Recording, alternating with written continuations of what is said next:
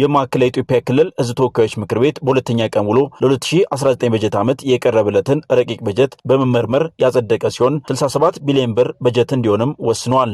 የክልሉ ፋይናንስ ቢሮ ኃላፊ ወይዘሮ ዘይቱና ኢብራሂም ለ2019 ዓ.ም ስራ ላይ የሚውል ረቂቅ የበጀት አዋጅ መግለጫ ለምክር ቤቱ ያቀረቡ ሲሆን የዘላቂ የልማት ግቦችን ለማሳካት የተከናወኑ ተግባራትና የተመዘገቡ ውጤቶችን በመገምገም ለ2019 በጀት ዓመት ዋናውና የኢኮኖሚያዊ የድህነት ቅነሳ ማዕቀፍ ታሳቢ ያደረገ በጀት መሆኑንም አመላክተዋል።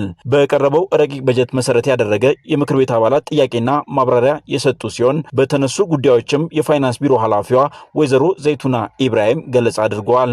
በበጀት አመዳደም መርሁ ላይ ለደሞዝና ለግዴታ ወጪዎች ቅድሚያ ተሰጥቶ መደልደል እንዳለበት ረቂቁ ያሳያል። በሌላ በኩል ደግሞ ባለፉት ዓመታት በበጀት ጉድለትም በጥሬ ገንዘብ እጥረትም ሲቸገሩ የነበሩ አካባቢዎች እንዳሉና የጥሬ ገንዘብ ብድር እንደሰጣቸው ይገልጻል። ዞኖችና ልዩ ወረዳዎች ደሞዝ የሰብአዊ ጉዳይ ነው። ለ12 ወር የተደለደለበት አግባብ ተገቢነትና ትክክለኛነት ያለው ነው የሚል ግምገማ አለኝ። እዛ አካባቢ አንዳንድ ጊዜ መቆራረጦች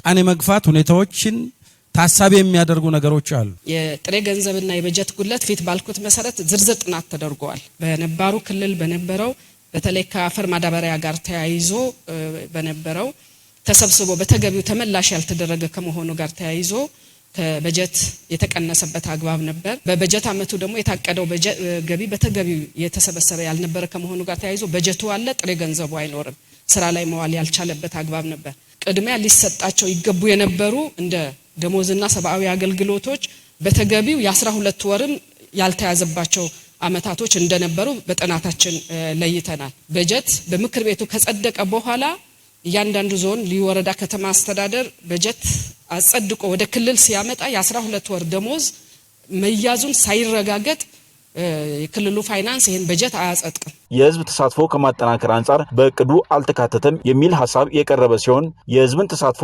በእቅዱ በትኩረት የሚመለከት ስለመሆኑም ምላሽ ተሰጥቷል። የልማት ስራችን በመንግስት በጀት ብቻ የምንሰራው አይደለም።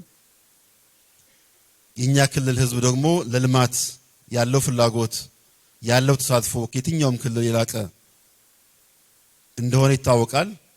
እንዲህ አይነት የልማት ጥረቶችን የሚያግዝ የፋይናንስ ስርዓት ደግሞ ያስፈልገናል። ከህብረተሰብ ተሳትፎ ጋር ተያይዞ የተነሳው ነገር ላይ በሁለቱም በኩል እንደተባለውም የበጀት መግለጫው አሳጥሮ ለማቅረብ በተደረገው ሂደት ውስጥ ስለተቆራረጠ ሊሆን ይችላል። በዋናው ቅድም በዋናው የሪፖርትም ላይ በተገቢው የገባ ነገር ነው። የህብረተሰብ ተሳትፎ በክልላችን በጣም ከፍተኛ የሆነበት አግባብ ነው። በቢሊዮኖች የሚቆጠር የህብረተሰብ ተሳትፎ አለ። በክልል ቢሮዎችና በዞኖች የተሽከርካሪ መኪና እጥረት መኖሩን የምክር ቤት አባላት ያነሱ ሲሆን ይህንንም ለመፍታት የሚያስችል ስራዎች እየተሰሩ ስለመሆኑ በማብራሪያ ቀርበዋል። ይህ አንጻር እንደ ክልል ታሳቢ የተደረገው ቆንጆ ነው፣ ግን ከዞኖች አንጻር ታሳቢ የተደረገ ነገር የለም ወይ? ለምሳሌ አይል አንድ ምሳሌ ባነሳ በቋሚ ኮሚቴ ሳጃ የምዞን ሄደን ነበርና የሳጃ ማረሚያ ቤት 3 ኪሎ ሜትር ከከተማ ርቀት አለው። ሞተሩ እንኳን የለውም። የብሔረሰብ ዞኖችና ልዩ ወረዳዎች ከመሆናቸው ጋር ተያይዞ ገቢ በክልል አይደለም ያንዳንዱ ሰብስቦ የሚጠቀም ከመሆኑ ጋር ተያይዞ የተሻለ አቅምም አለው ብለን የምናስበው የታችኛው መዋቅር ነው። ስለዚህ ከዛ አንጻር በግዢው ሂደት ውስጥ ክልሉ ይደግፋል። እንደ ማረሚያ ቤቶች የመሳሰሉት የክልል ተቋማቶች ናቸው። ቀስ በቀስ ከዚህ ስንሻገር ለነዚህ ክልል ተቋማቶችም ወደ ማገዝ ሊገባ ይችላል። የተጀመሩ ፕሮጀክቶችን በተያዘላቸው ጊዜ ከማጠናቀቅ አንጻር ስራዎች መስራት እንደሚገባቸውም ተገልጿል።